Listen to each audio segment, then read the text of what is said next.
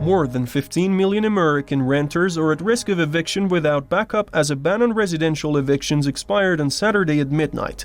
Early Sunday, some Democratic lawmakers rallied outside the Capitol to call for the ban's reinstatement.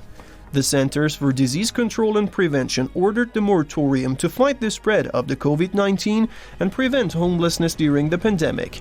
It came into effect in September 2020 and has been extended multiple times. The U.S. Congress had approved around $47 billion in rental relief to states during the pandemic, but the money has been slow to make it into the hands of those in need. House Speaker Nancy Pelosi said only $3 billion out of the total allocated fund has been distributed to renters.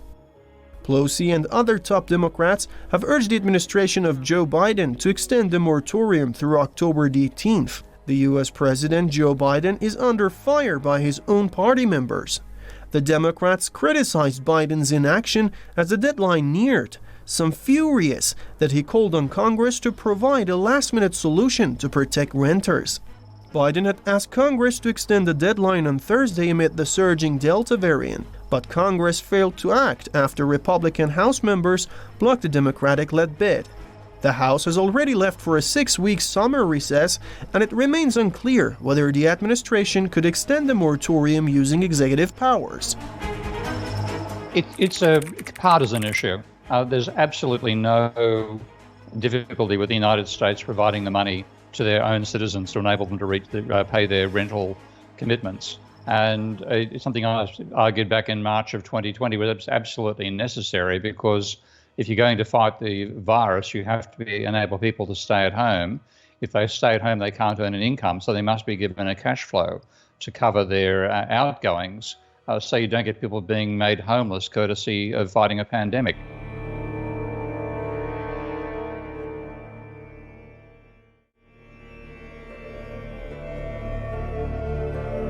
Pressure is mounting on U.S. lawmakers to extend a moratorium that barred landlords from evicting certain tenants who could not pay rent during the pandemic. This put millions of Americans at risk of being homeless amid the coronavirus pandemic. Meanwhile, top U.S. infectious disease expert Anthony Fauci has warned that the coronavirus situation in the United States is set to get worse as the country grapples with a surge in the Delta variant of the COVID-19. The U.S. is currently the worst-hit nation by the pandemic. Homeless Americans could face other challenges as well. For instance, Los Angeles has approved a new law that makes it illegal for unhoused people to be in almost all places across the city. If you become homeless in LA, that's the fair fate that awaits you. That's why the latest city count shows LA has over 66,000 homeless people. And it shows the extent to which the American political system uses its own people as a bargaining chip or a shuttlecock in this battle between the two ruling parties. So it's utterly unnecessary, and it'll be very damaging. And again, it's a sign of just how divided America is these days that this is being allowed to happen.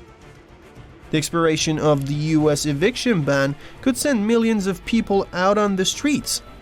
Then they're faced with the threat of the coronavirus and hunger.